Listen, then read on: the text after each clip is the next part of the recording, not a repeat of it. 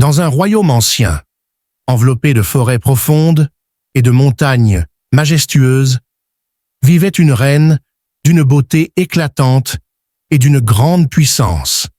Ce royaume, connu pour ses terres fertiles et ses cités prospères, était dirigé d'une main ferme par cette souveraine dont la seule faiblesse était l'obsession pour son apparence. Chaque matin, elle se tenait devant un miroir au reflet mystérieux, un artefact magique ayant le pouvoir de révéler la vérité.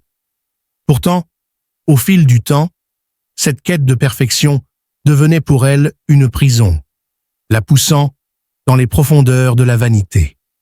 L'histoire commence ici, face au miroir. Dans une pièce, aux riches tapisseries et ornements dorés, la reine se tient devant un grand miroir majestueux, entouré d'objets précieux, qui montrent son opulence. Elle porte une robe bleue, brodée de pierres scintillantes, et une couronne qui brille faiblement dans la lumière tamisée. Son visage est magnifique, mais son regard est inquiet, insatisfait. Chaque jour, elle pose la même question au miroir, obsédée par la perfection. Elle croit que sa beauté représente sa puissance, et que sans elle, elle ne serait rien. Devant elle, le miroir semble murmurer des secrets, comme s'il cachait une vérité cruelle. Le miroir s'illumine soudain d'une étrange lueur, et une figure spectrale apparaît dans les reflets. C'est un esprit ancien, mystérieux, enfermé dans ce miroir depuis des siècles, capable de répondre à toutes les questions, mais avec une sagesse profonde et redoutable. La reine observe l'apparition avec une lueur d'impatience dans les yeux.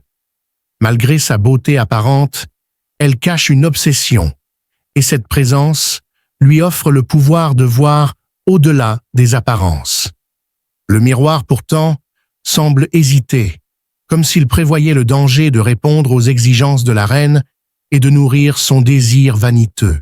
Ce matin-là, la reine, fidèle à son habitude, se penche devant le miroir et d'une voix froide demande « Miroir, mon beau miroir, dis-moi qui est la plus belle du royaume ?» Cette question, répétée chaque jour, a pour elle une importance vitale. Mais cette fois, quelque chose est différent. Un silence angoissant s'installe. Elle serre le cadre doré de ses mains, le cœur battant, redoutant la réponse. Elle n'a jamais douté de sa beauté, mais le miroir semble hésiter. La reine commence à craindre ce silence, qui pourrait bien lui révéler une vérité qu'elle n'est pas prête à entendre. Le miroir finit par répondre, révélant dans ses reflets l'image d'une jeune fille d'une beauté lumineuse, innocente et pure. Elle se détache sur un fond baigné de lumière et son visage radieux contraste fortement avec celui de la reine. La reine est sous le choc. Elle recule, foudroyée par cette image qui semble menacer son statut. Jamais elle n'aurait imaginé qu'une autre puisse surpasser sa beauté. Cette vision cristalline dans le miroir la hante déjà. Elle perçoit un danger, une menace directe à sa puissance. La reine sent son monde basculer, envahie par une jalousie féroce et brûlante. Déterminée à retrouver sa place de plus belle du royaume, la reine se plonge dans des livres anciens de magie et d'alchimie interdite.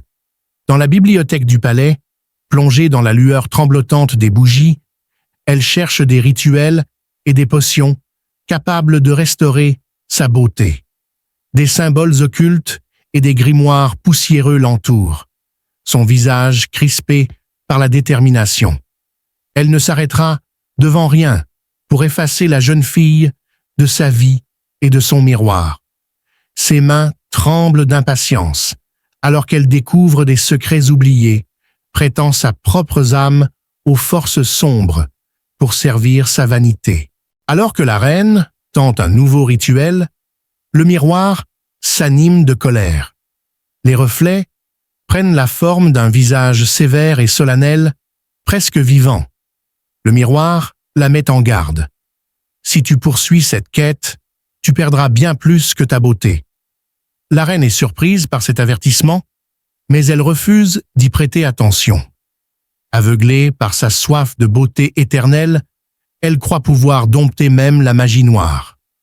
Pourtant, un frisson lui parcourt l'échine. Elle tente de chasser l'angoisse, mais les mots résonnent en elle comme une prophétie sinistre qu'elle ignore au péril de son âme. Les effets de la magie noire commencent à apparaître. La reine, autrefois splendide, voit son visage se faner comme une fleur morte. Des rides sillonnent sa peau. Son teint devient gris et ses yeux ternes. Elle revient chaque jour au miroir, espérant y voir l'image de sa jeunesse, mais tout ce qu'elle aperçoit est un visage vieilli, ravagé par la jalousie et la colère. Désespérée, elle essaie de nouvelles potions, mais rien n'y fait. Le miroir, implacable, continue de lui montrer la vérité. La reine réalise avec horreur qu'elle a elle-même détruit ce qu'elle cherchait désespérément à conserver. Dans un accès de rage, la reine frappe le miroir avec une force aveugle, le brisant en 1000 morceaux.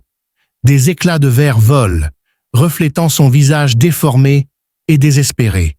En brisant le miroir, elle scelle son propre destin.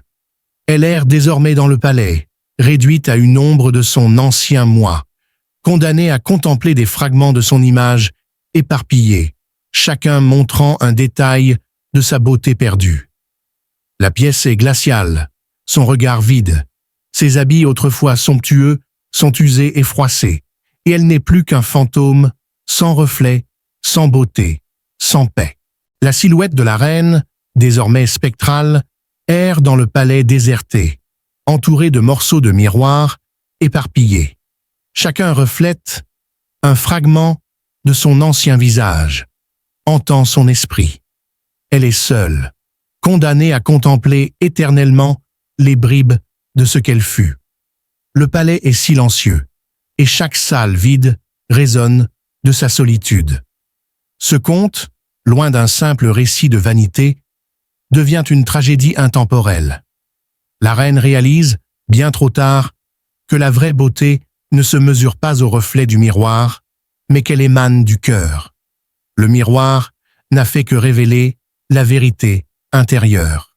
La légende raconte que la silhouette de la reine hante encore les couloirs sombres du palais, errant sans repos, condamnée à contempler les fragments brisés de son ancienne beauté.